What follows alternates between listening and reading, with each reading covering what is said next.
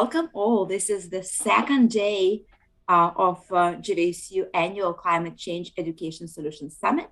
My name is Elena Rybintseva. I'm a professor of geography and sustainable planning at GVSU, and I'm one of the founders of GVSU Climate Change Education Solutions Summit.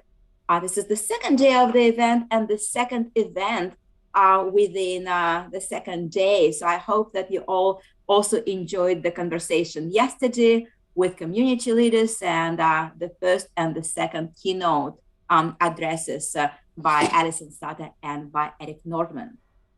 Many thanks to our sponsors, the College of Liberal Arts and Science, Geography and Sustainable Planning Department, Regional Math and Science Center, Michigan Space Grant, and the Office for Sustainable Practices at GVSU.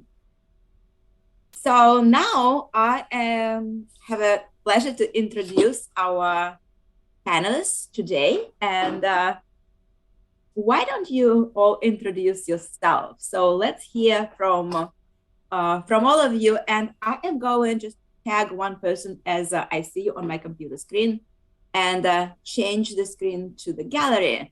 So Professor Lindala. Thank you. Bonjour, Sego, April Lindala, Indigenous. I am coming from the ancestral homelands of the Anishinaabe Nation, which is made up of the Three Fires Confederacy of the Ojibwa, the Odawa, and the Potawatomi on the south shore of beautiful Lake Superior in Marquette, Michigan. I teach at Northern Michigan University in the Native American Studies Center.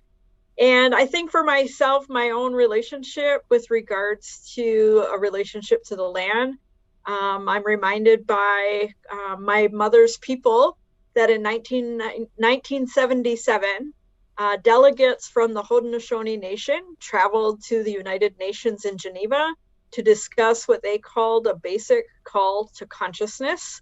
And that was about alerting the United Nations at that time that we needed to restore our interconnectivity and our relationships with the environment around us, including our forests, our waterways, and all of the beings that we share this home with. And so my passion with regards to teaching Native American studies, of which I do a number of different things, all ties back to understanding the Indigenous ways of being, about how culturally connected and culturally tied we are to the earth. Even Anishinaabe language and Haudenosaunee Indigenous languages are very, very embedded with the meaning that we are in a relationship with the earth and the cosmos. And so for us to shift gears and have to think in English and discuss this in English and not have that available to us is something that we talk about, because that we were disconnected from our language and we were disconnected from our culture. And so we are working in this day to day to revitalize and build towards a resurgence that will allow us the freedom and emancipation that we need to have that and maintain that relationship with the earth, which is so vital for all of us on the globe today. So with that, I will say miigwech, Niawen. Thank you for having me here. Go next to the other side of the screen to Professor Clements. Hi, well, thanks so much, Elena, and for everyone else and for everyone who's joining us in the audience. My name is Paul Clements, and I'm a professor of political science at Western Michigan University, coming to you from Kalamazoo. And I direct here our master's program in international development administration. Most of my students come from developing countries. And I got interested in climate change basically because although we've been seeing advances in developing countries, climate change really threatens that. And so many people in developing countries and so many countries' well-being may kind of go in the opposite direction with climate change. And so we really have to pay attention to it. I'm one of the founders of our climate change working group, our most dynamic group of faculty here at Western Michigan University for the last decade. I'm the chair of our new graduate certificate program in climate change policy and management. So those of you who are finishing your undergraduate degrees, if you're interested in graduate study, please check us out. My research has focused a lot on international financial institutions and accountability in international foreign assistance, but also I've done a lot of work on Rawlsian justice based on the ideas of the philosopher John Rawls. And for those of you who are not familiar with him, he's probably the most prominent political philosopher in the 20th century. And his theory of justice, he says, well, how should we decide, what's just? He said, we should imagine that we don't know our position in society. We don't know if we're rich and poor, or black and white, or male or female, gay or straight. And if we did that, we'd want to maximize our liberties of freedoms of speech and association, political participation. We'd want to ensure fair equality of opportunity. We want the economic inequalities to be in the long-term interest of the least advantaged members of society. Well, that's for a country. But when you apply this perspective, he calls it like the original position. You don't know your place. If you didn't know if you lived in the United States or in Marshall Islands or in what country, if you didn't know whether you live now or in the future, if you didn't know if you were a marginalized farmer or an oil executive, then what sort of policies would you promote for climate change? And from this perspective, it's really clear that at present, we are not doing nearly enough to support the interests and well-being of the most vulnerable. And they are, as we know, predominantly in the developing countries, but also even future generations. And I think if we look at the international negotiations, it's pretty clear that it's negotiations between state governments, and among these state governments, the oil interests are pretty well represented, but the interests of the most vulnerable and of future generations really are not well represented in these international negotiations. And so, for example, climate migrants are among the most vulnerable, but there's the Paris Agreement, the main agreement only has one mention of migrants, and it's just very much in passing. The international negotiations pretty much have ignored climate migrants, which is, I think, a really deep statement about the injustice of the present organizational structure.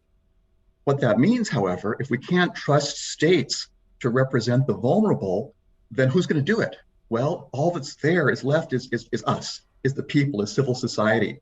And so a lot of what I'm sort of thinking about today is, well, what kind of organization does it take to build the political power to really bring the interests of the vulnerable into the negotiations the way they need to be? It's not an easy question, but that's what I think about a lot these days.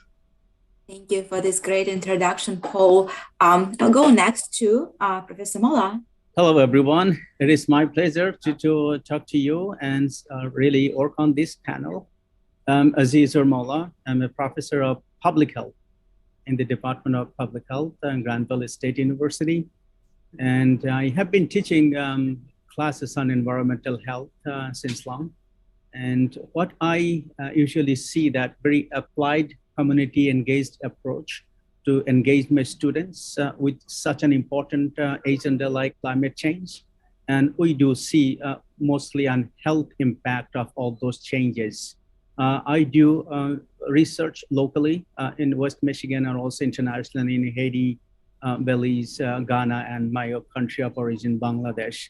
So across what involving with many other colleagues in many universities and also international different kind of movements, what personally I'm trying to do is basically educate people because many people still are not really aware that what is climate change and how it is impacting on us, particularly what is the health consequences of all those. So it is a great opportunity that I'm working as a professor, teaching our next generation of leadership so that if we can motivate them, educate them, and they can be the ambassador next time to convey that, yes, climate change is this, and this the way we're being affected. We need to take care of our generation, our health, our future, so that everyone can be in better shape. So I just conducting research in many ways. Recently, I finished a research on sustainable energy locally in West Michigan, and found out that people really looking forward to this kind of a knowledge that they would like to learn about climate change. What is global warming, how people are being affected by that, and what could be the way out of that so that they can secure their health, they can benefit out of the education. So that is what this summit is really aiming at, to educate people and make some group of collaborators locally, engaging university professors, local community leaders, so on and so forth, so that we all can do something collectively, educate people, and also do something that has some practical impact on our lives. So that is what we are up to locally and also globally. It is my pleasure to be part of this panel and joining my colleagues. Thank you very much, Professor Mola. And now we'll go to Professor Van der Linden. Yes, hi everyone, and thank you for inviting me today. My name is JeanPaul Van der Linden. I'm professor of ecological economics and environmental studies at Université de Versailles-Saint-Quentin in the Paris suburb in France. I'm currently in Bergen, Norway, and I do work quite a lot on Arctic issues. My main interest right now would be to think about a question is why would we act in the face of climate change, and where do we find these motivations? And I think that we would all believe that psychology play a role, but I'm not a psychologist, so I cannot mingle with those questions on that side. But what I do see with communities I'm working with in Greenland and in Siberia, but also communities in France, is that often when we look at climate change and reason for action, people impose upon us the material dimension of climate change impact. We talk about things, we talk about stuff, but we don't talk so much about emotion. We don't talk so much about spirituality and the loss of spiritual potential when you see some communities that are more impacted than ourselves. So my Siberian community, I say my, but I'm of course not their owner, they're owning me actually. And well, when they're confronted with climate change, they're confronted, for instance, with the spirit of the wolf that is misbehaving. And they're going to lose something that we cannot materially, with my Western culture, relate to. And so we're going to try to find other reasons to fight against climate change, which will be irrelevant to those most impacted. And it's a complicated thing because I am who I am. I grew up in a certain way with that kind of material obsession. And I need to find a way to translate, but not like translating a language, but rather moving laterally and engaging with communities for which the material dimension of climate change is maybe not that relevant. So we do field work, we collect stories of change, stories of things happening out there. And we try to, at the same time, free ourselves from our way to look at things and get better and richer through the way other people look at us. More recently, my research center, and I won't be too long still, have been not hiring because that's not the process that is about, but we've been inviting and hosting indigenous researchers that are not trained in Western science within a research center, and now they're looking at us.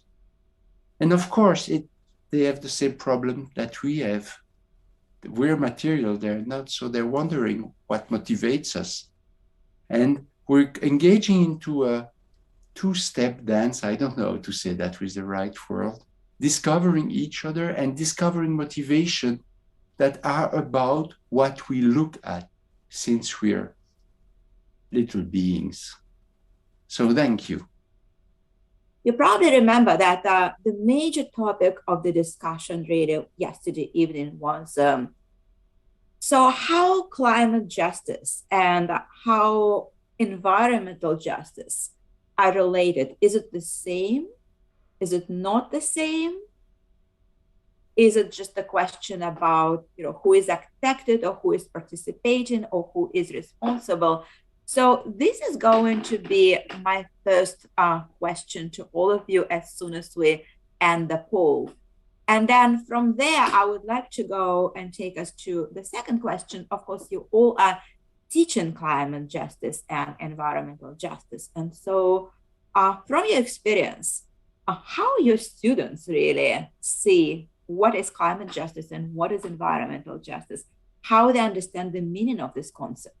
And what do you as an educator do to convey those very closely interrelated concepts? I think for sure that we need to see climate justice as part of environmental justice. But I think the the way in which it's distinct from so many other issues is the global nature of the shared environment, and the fact that when we talk about climate justice, the starting point has to be that some of the countries, the advanced countries, and particularly the United States, have just contributed so much more of the the carbon pollution compared to the developing countries, but the harms are mostly experienced by people who have contributed the least to the problem. When we look at environmental justice more broadly, some of the issues certainly cross borders, but they tend to be much more local. And so as much as it's a challenge, that everyone owes it to future generations to care for the lands that they inhabit. And I think that under our economic system, we have an economic system that sort of encourages corporations to seek for profit as much as they can, and doesn't necessarily put in the right controls for responsibility for the harms that they cause to our lands and waters and air and so on. But when these things are national, at least we can sort of get a national coalition. But with climate change, it's global. And so if the advanced countries don't take that responsibility for the harms that they're imposing on the particularly the marginalized populations, largely in developing countries, and on future generations, then we're not really going to see climate justice. So it's a different kind of challenge of justice compared to many of the issues of environmental justice, I think. Thank you for Dr. Clements for mentioning the future generations, and also to Dr. Van der Linden for mentioning the kind of the dance that you talked about was trying to build a bridge between communities, Indigenous communities and the scientific communities, because there is a disconnect. But I think that is a common theme of the idea of working towards the livelihood of our future generations. And in this territory, it's 7 generations. All the actions and decisions that we make today, we recognize impacts the next 7 generations to come. And so from my stance, I think it's more about learning about why Indigenous voices need to be part of the conversation. And so I think that woven together environmental and climate justice are a braid, with that third strand being Indigenous voices being invited to the conversation or making space for Indigenous voices to be brought to the table. And I think that's because we have a understanding locally, very much, again, that intimate relationship with our local area and our local environment. If we've been fortunate enough to been raised or learned about our traditional ways of being, or on the other hand, we know that we have parallels with the fourth world globally, and that some of our relatives across the globe are in fact some of the most at risk, if you will. And so, but they have knowledge. They have that kind of land to person knowledge that comes from their epistemologies and their ways of being that can help inform. But because of the way the structure is set up through corporations and nation states, Indigenous voices are not necessarily recognized as valid.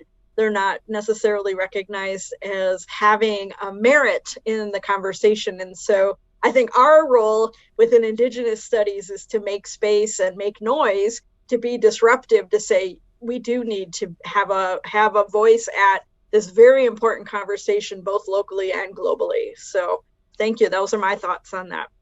What if there is a question about environmental justice and also climate justice? I do see is environmental justice is basically maybe the tree, and climate justice may be a branch of the tree. And why we are talking about climate justice? Because it's getting more news and also more importance in many ways, because it's being affecting us more. So that's the way we see in reference to our students. Do they understand environmental justice, climate justice? Not all of them. Then we have to tell them, basically, I usually say that, for example, we as a human, we are supposed to get fresh air, safe water. Are we getting it? If someone else is polluting those, and it is basically someone is violating our right to have clean air and fresh water and safe water. So that is the simple way you can see. Similarly, if someone else is really polluting the climate and the other people are facing the consequences. So that's the way we see that justice or fairness is not there. So if we compare this simple way, that's the way environmental justice and climate justice is really hampering us, affecting us, or how we can deal with this is basically use our sense. For example, if we see like many of the corporate people are establishing their factory plants close to lower socioeconomic status people's neighborhood. And since they are dumping many things, they cannot say anything, they don't understand anything, but ultimately due to the evaporation, those people won't be able to even live in that area. That's happening in Grand Rapids, Michigan too. So there are some dry cleaners and they like dump lack of chemicals, cleaning chemicals, another thing now. Some of the areas has evaporated, like some people have to move out of that area because it's not livable. They don't get this very toxic air. So that is a prime example. It happens in many parts or many spaces of the world. So as long as we are following the right way, showing the respect, and also taking care of our health and wellness, and that's the way we can use our natural resources and we are not damaging it. It means if we are not damaging it, we are doing the justice to it. If we are intentionally or unintentionally doing that, you are doing injustice to those resources and people who are depending on them. I'm thinking about this issue of raising this with students.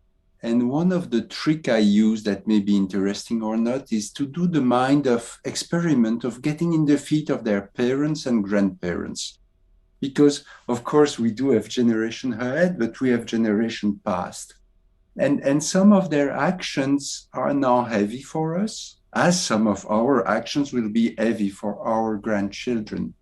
And one of the questions that my student raises, why us? Why do we now in the Western world, with our own identity of being a little bit short-sighted, do we have now to look at the future while they, maybe our great-grandparents, those that we did not meet, they did not take care. And so there is a mind experience there as to at what moment does injustice or the feeling of injustice manifest itself? And is it because you feel the brunt of what was done in the past? Or is it because you have a responsibility today for those to come, part of which is due to those in the past? And by playing this complicated game of, doing mind experiment about who you are and what you know and don't know, you can progressively show that knowledge has put us in a position of responsibility. And that is the way I try to get my student to think about justice in intergenerational terms, is looking, what if they were their parent? What if they were Henry Ford? Now there would be then a social status thing on top of the generational thing. That's just what I wanted to say. This is a great point, because I just thought that how we see intergenerational versus intergenerational justice, and what is really our message to most of people in our audience today. We just saw from the poll that the majority of people who are listening to these discussions are students, and they're the same age as our children. And so what is the role of education, and what do we have a responsibility to tell the students in the audience and our children and grandchildren about where we are today as a world with environmental justice and climate justice? And before we go, I'm sorry, I saw that April had also commented on the previous questions. So this is a great sort of tying segue. And first, I'm the first to say students have the potential to be amazing change agents. And so I, absolutely applaud the fact that we have so many students here in our audience today. One of the things that I wanted to respond to with Dr. Mala is the idea of telling individuals about the fresh water, and yet there is a disconnect with regards to protesters or protectors at Standing Rock, for example, 5 years ago, where hundreds upon hundreds of tribal peoples went to Standing Rock to protect water on and near the reservation in Lakota Territory. And before that, in 2012 and 2013, a mass Idle No More movement out of Canada due to the Omnibus Bill C-31 that was going to ruin the waterways of Canada on and near reserves in Canada. And it backs Canada as a nation state, as well as the United States, have made it so that when we have water protectors who are gathered, they're criminalized and viewed as criminals. And so people from the communities that I work with are putting their bodies on the front lines, and they're seen as, they're made out to be troublemakers or disruptors. And at the same time, it's not just reservation water that they're trying to protect. They're trying to protect all waterways and have a communication about why we need to do better with living with our earth. And, you know, that includes all of the elements of both environmental justice as well as climate justice. And so what do we do, I think, when we have the nation state and the media along with them and corporations making it out so that hired guns can come and, you know, either arrest or harm some of the people who are doing this actual work with their bodies? Yeah, you know, April, I so much appreciate your bringing up those examples, because we live in a society that has gotten rich over privileging private property, and our laws support private property. But when you talk about protecting the waters, these are people who choose to step up and put their own bodies in the way to protect waters for future generations. They're never going to be able to sort of pay them back.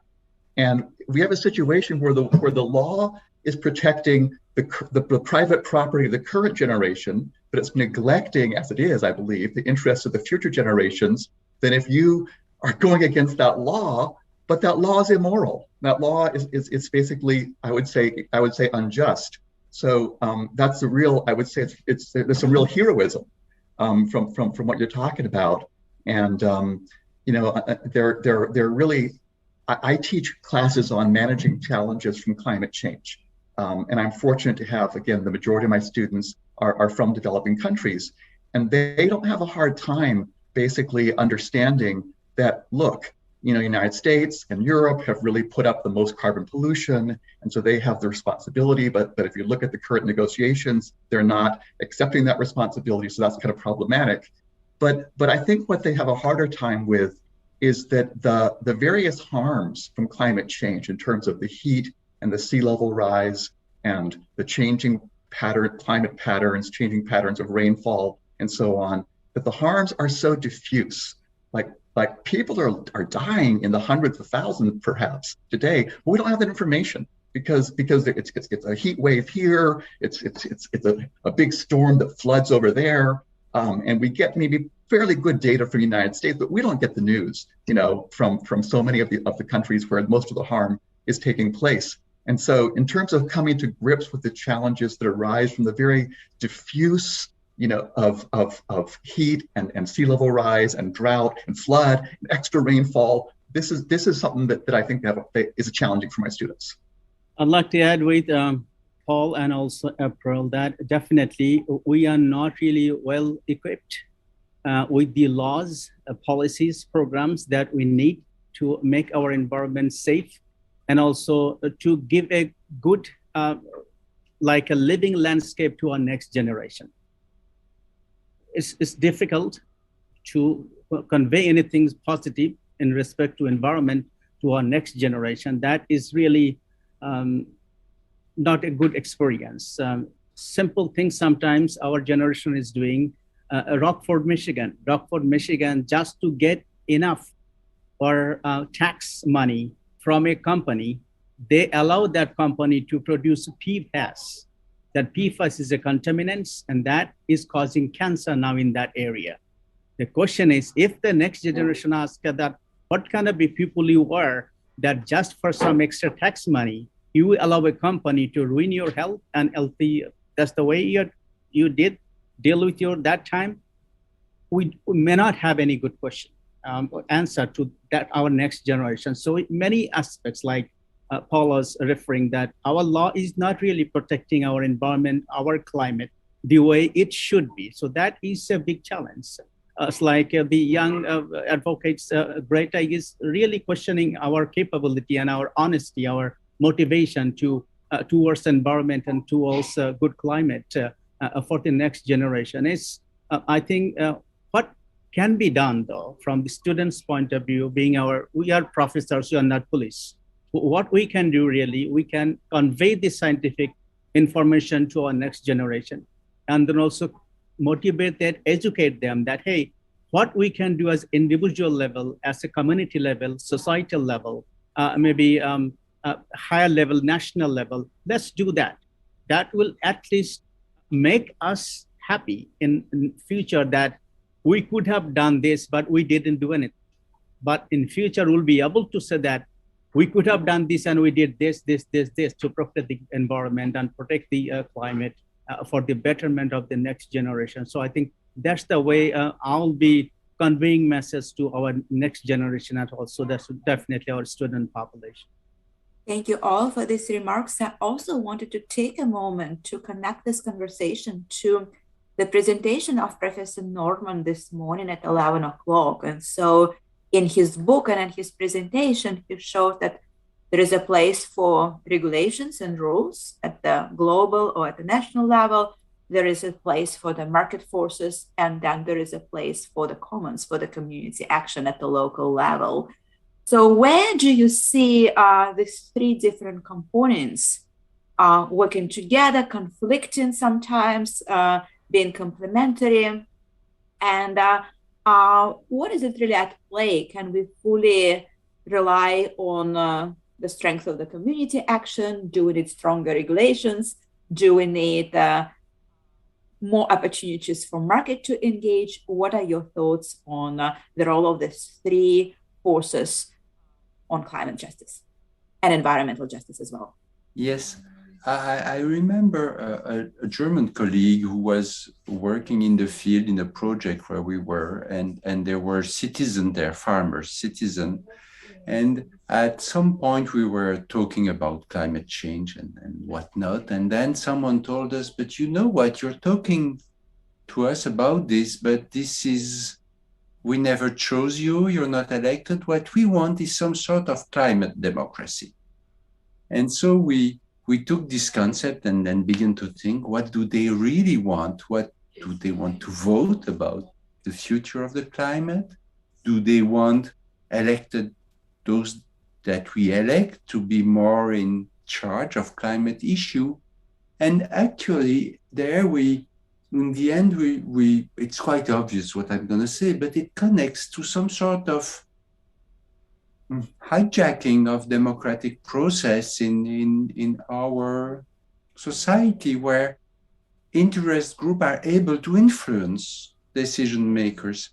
And this means that with the three scales that you give, rules and regulations seems to elude us because we do not seem to control those we vote for anymore. And local action, if it's mediated by people that we do not trust, it's quite complicated. And it means that for younger generation in France, they only see the solution at community local level.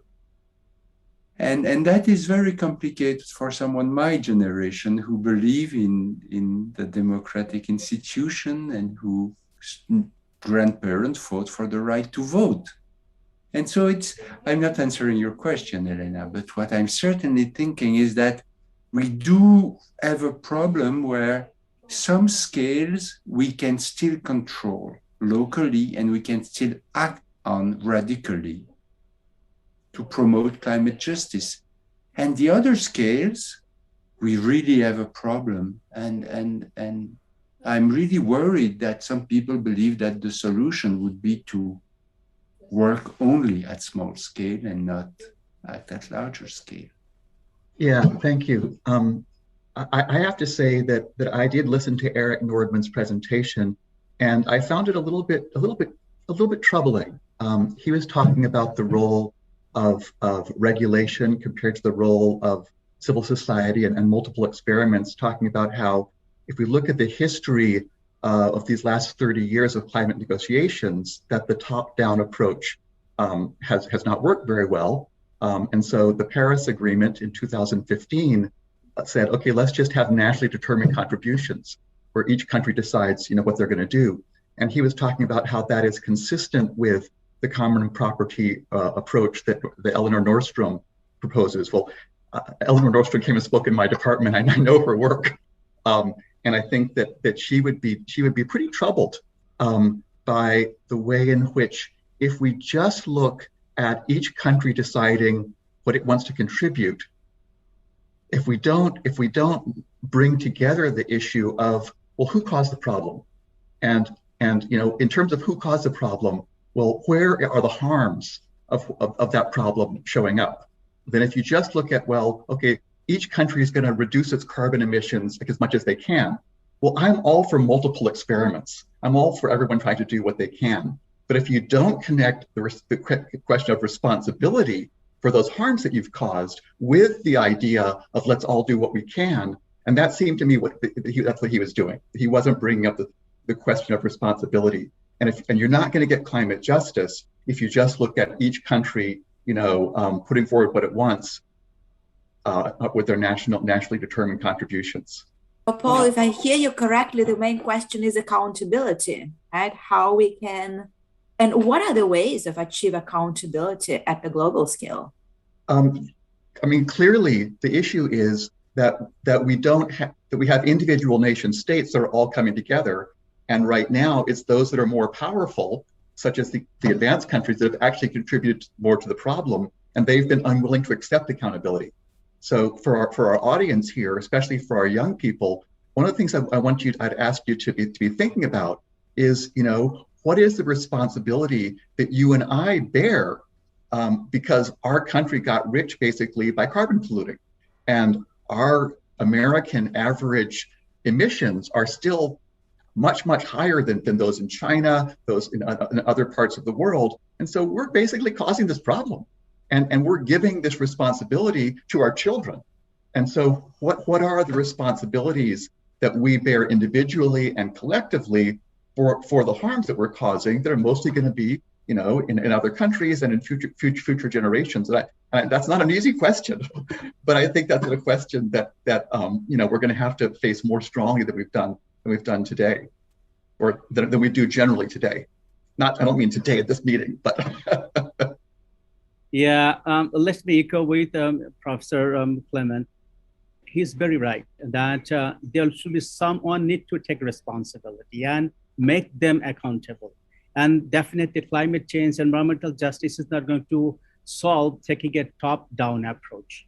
Rather than it will be a bottom-up approach, will be more, yes, some experts can help, but that's not the way. If we do some biopsy of some of the problems, say, for example, simple things, we are wearing shirts.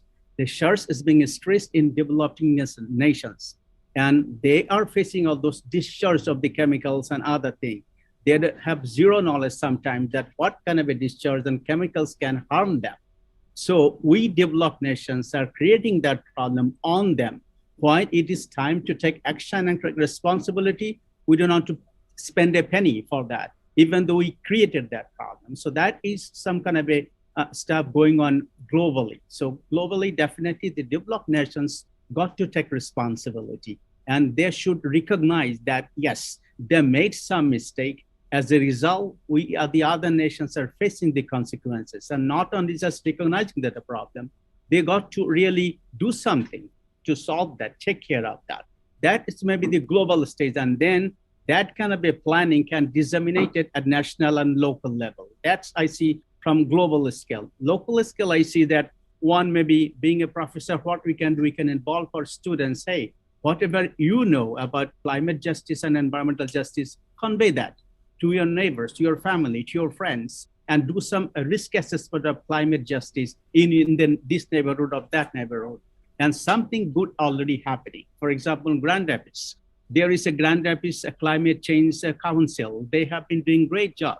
And their, in fact, work has been transmitted to the mayor office of Grand Rapids. And then now they, in fact, created a position so that someone, officials of the mayor's office, can work and ensure climate justice in that neighborhood and others. So there's something positive things is happening. we need more and more to really address this bigger kind of a problem. That is what I'd like to add. Was thinking about what Dr. Clements mentioned as far as accountability, and Indigenous peoples globally realize how slow accountability happens with nation states. So if we can figure that out today, I'm all on board, and the World Indigenous Council will be grateful. I think, we can't get nation states to admit, at least America, to admit their mistakes with regards to the genocide they caused and the absolute the genocides they caused, not just with the people and their bodies, but with all of the things that went with their minds and their teachings and their stories, and what that means as far as the relationship with the earth. And as a result, we're still seen as invisible. Indigenous peoples are still seen as invisible. And so I think it's really a struggle to, hear concerns about what other communities are having. And I struggle with the idea of the marketplace because our economic systems were based on reciprocity. They weren't based on greed. It was based on egalitarian thoughts of community, ensuring that our elders were going to have what they needed and our children would have what they needed. And yes, that's a time ago, but there are still some people trying to reclaim that and retain that knowledge even today. And so I don't know that I would be very good with regards to the marketplace, because I think it needs such an underhauling that we can't actually even comprehend it, because we've been so literally, sorry pun intended, we've bought into the idea of capitalism and material obsessions that we have our own issues to get over before we can even have a conversation about that. And I don't think we're there. And I hope I'm wrong. I would love for these students attending today to prove me wrong. Yes, it's. I'm going to get back to what I said before. It's this tension between trying to move on one's own and severing the ties with the outside world, which is not that friendly, I would say. And it's a euphemism. And so the market is of course not interesting at all. It's a fake just mechanism. Markets is about having power and managing to exchange things against source of power. But so there was a time where communities could still envision some sort of autonomy from dominant forces. And they were envisioning that in Siberia and Greenland, of course, but also in France. Some people would withdraw from mainstream society in order to lead a better life. But now the irony with climate change is that you can hide wherever you want. You will be impacted by those market force, nation state, and lack of coordination. And so it's quite, it's what I'm saying is not very, it does not make me happy. But still, it raises a very important question as to what choice do we have now? Because we cannot escape from the power structure that led to the situation we're in today. We cannot escape anymore. And so it's not an answer, but it's, so now Siberian communities are thinking about moving because of permafrost thawing and material stuff.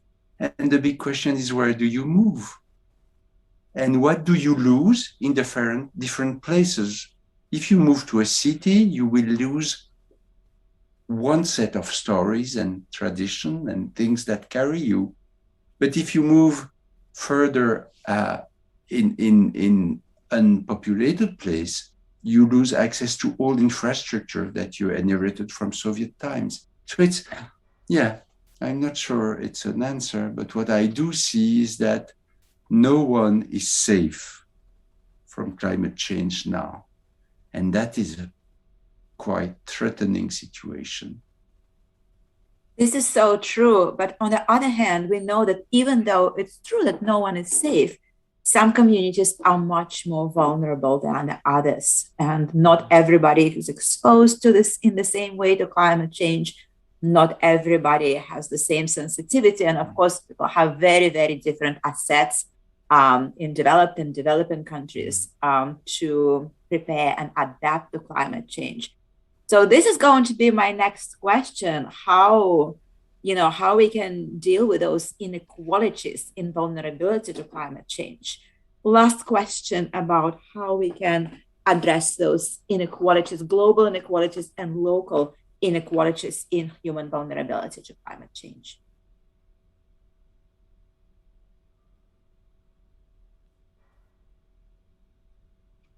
I'll try again.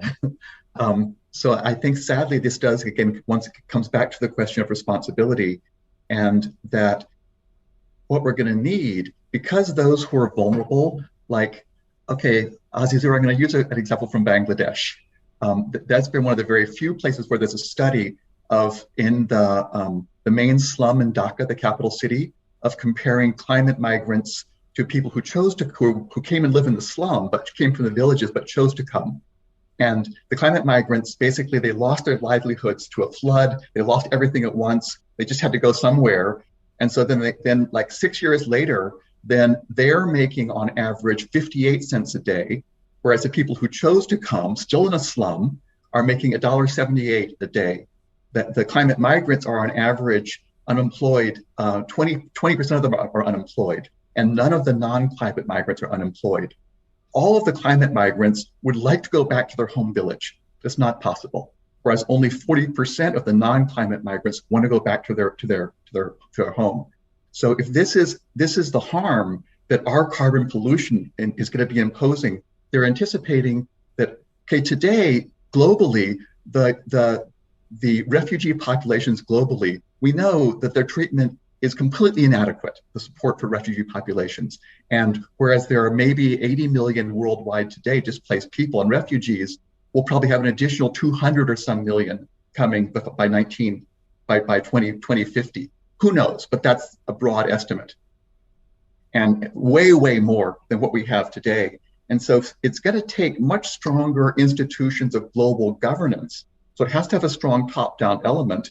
But to support the dignity of these peoples, they also have to participate in their own solution.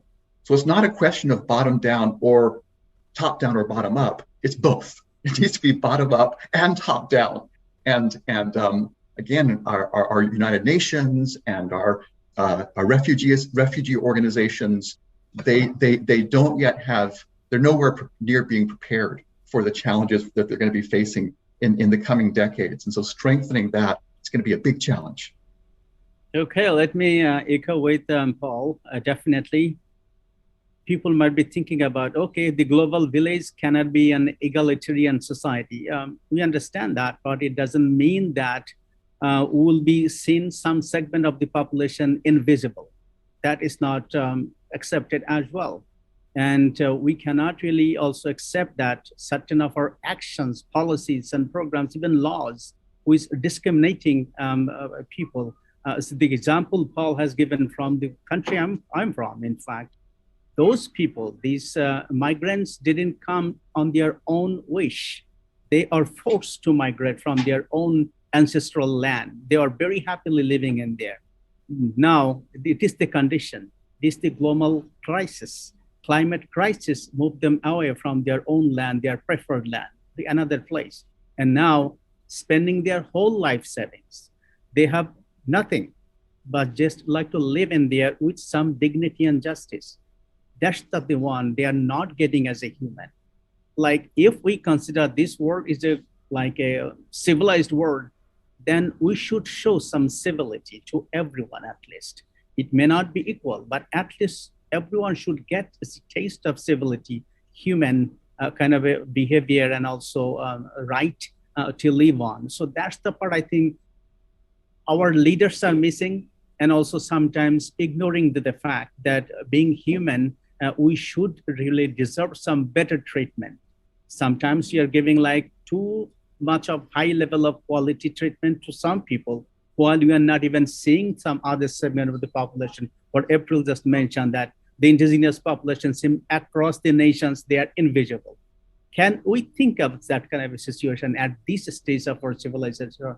That is really bothers me, and it's concerning, really.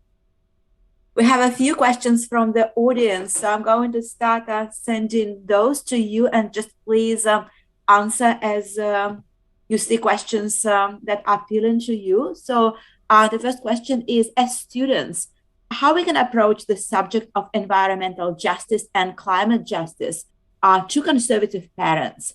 How do we bring up responsibility to our parents? Okay, let me try. That's okay. That's a great question. First of all, the environmental justice and climate justice, it is a broader issue. It is, if we just consider within one generation, that may not be the exact kind of a client group that we need to make your parental generation only responsible. It is not like that, because your parental generation is maybe influenced by some other factors that was really out of their control. So what needs to be done is like a collective kind of an atmosphere. What Dr. Paul was talking about, sometimes it is not easy to identify, is it a top to bottom or bottom to up approach? It may be a centralized approach. It may be a communal kind of a approach, so that everyone can work together. Otherwise, issues like climate justice, environmental justice, it may not be even understood correctly or cannot be addressed for a betterment easily. So what I really personally think that there should be a collective effort. It's not a one generational or one nation's or one community's stuff. It's like a global, communal, comprehensive kind of a approach should be taken, and we all need to take some responsibility to address it. Thank you for this. And again, the second question also, very similar, dismissive parents, right? How you can deal with your, friends and families who probably are not as receptive to environmental questions. I also, yes, Paul. Yeah, I want to just come in and say that when I was a kid, my mom and dad said I had to clean up my own mess. If I made a mess, I had to clean it up. Hey, come on, right? So it's at that basic level. Look, the reality is that we've put this carbon pollution. It's a big mess, and so if we don't clean it up, if we don't deal with what it's caused, then I think that whether you're conservative or liberal, we all understand that. Of you like to add anything else to this point? It's again really brings us to the intergenerational justice that sometimes we tend to forget. There's something that may resonate a bit differently than what Paul just said, but if I would advise, if your parents are really different or think differently than you think, one way to try to progress collectively is not to judge them, but try to engage conversation and take the time, because it's a very simple situation to understand, the situation of the mess that you clean up by yourself. But it's also really easy to put blinkers on and stick them definitely so that you don't see the mess. And you cannot just tear those apart and tell them to look at their mess like you would do with a baby dog. And so conversation, long, respectful conversation, no judgment. People may misbehave, but judging them does not necessarily correct them. And I think it's extremely powerful to engage conversation without judgment. It's about being, it's about loving one's parent, it's about engaging change together. And you might be quite impatient as a young person. Later, you'll see that long conversations are really something that do you good. I'm not sure that's correct English. What do you do all as educators, and what is your message to other educators on this whole? First of all, in how we can connect our classroom to the experiences of those communities who are already extremely vulnerable to climate change, and how we can connect this, formal education with action for climate justice. And my second question is also, how, despite all these dire aspects of where we are in our conversation, we can bring optimism and encourage our students and give them hope and teach them about solutions, right? Everything is not lost. We should not fall into despair and preach that we are living at the end of the world, because we know that technology is there and there are many, many solutions. And if these solutions are used quickly enough, we can create, in collaboration with the future generation, really a very good future for the world, for ourselves, and for the next generation. So where is the place for hope? Where is the place for optimism? And again, how we make those connections between acknowledging very deep vulnerabilities, but also building better future. Let me take the first question that you shared, what can be done, how we can convey to our students, and also how it can be the climate justice, environmental justice can be in our formal curricula. So I believe that may be a question from my colleagues, maybe in the university or high school level. I do work with high school teachers as well. So that's why I know several things can be done, and I usually prefer. I do research on radon gas, that it is the geological features is related with creating gas like radon gas. So if you can convey that why a gas is being coming to us and when it is bad for health, if we can convey these messages to the students, they will be knowledgeable and they will be careful and taking care of their head. They will have lung cancer less. So that is the way they can make themselves, and they can convey these messages to their friends, relatives, and other people as well. Now, question is, that's the way students can be involved and engaged in certain kind of a community engaged efforts. In future, and I really envision that students in future will be taking some community level club activities. That will be some of the kind of a environmental justice. Hey, let's guys, we are all young people, let's do some project that can ensure our community's environmental justice better, our climate justice better. We can play a role model. That will be, we can play some kind of a role and responsibility. So that can be, the community can be engaged, and the students with their knowledge, they can do some risk assessment. That's the way we can involve students and also inbreed our chance in community.